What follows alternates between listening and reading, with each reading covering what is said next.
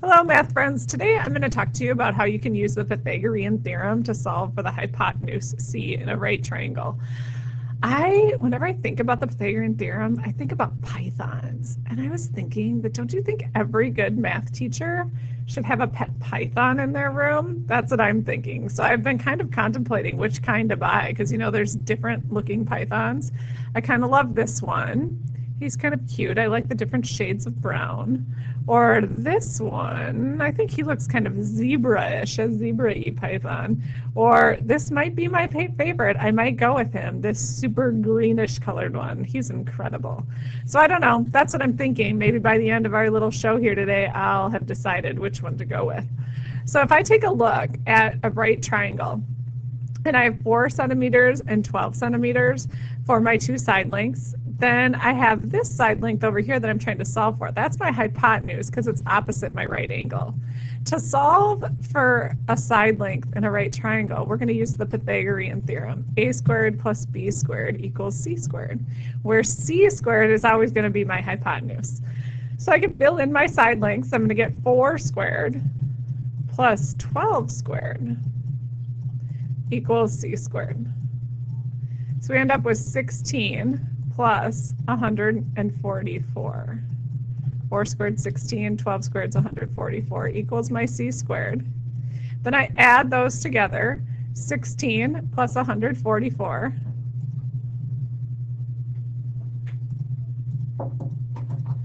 is going to give me 160 is equal to c squared. And now I have to take the square root of both sides. So if I take the square root, I'm going to get a long decimal answer, which is totally fine. I'm just going to approximate it and say my length of my C is going to be 12.6. So C is going to be approximately 12 6/10 of a centimeter. And there we have it. There's the solution for our first C using our Pythagorean theorem. Thinking if I got a pet python, maybe I could name him Pythagorean. I think that'd be a sweet name. All right, let's try one more.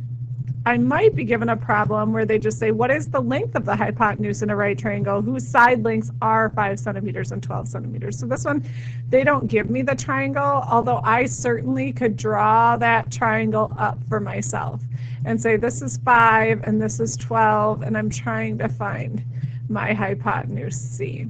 So again, I'm going to use my a squared plus my b squared is equal to my c squared. I fill in 5 squared plus 12 squared, and that's equal to my c squared. 5 squared is 25 plus 12 squared is 144 equals my c squared. I'm going to go ahead and add those two together. 144 plus 25 is going to give me 169 equals c squared. And then I take the square root. And some of you might know the square root of 169, but if you don't, you can certainly use your calculator, and it's a perfect square. That's why I said you might know it. So C is going to be equal to exactly 13 centimeters. So there's the solution for my hypotenuse up here in my triangle. It's a special right triangle where all of the side lengths are perfect squares. So that's pretty cool. So I don't know, this is our first round at using the Pythagorean theorem. You're going to have to check back on some future videos and see which snake I decided on. But I got to tell you, I think this green snake is pretty sweet.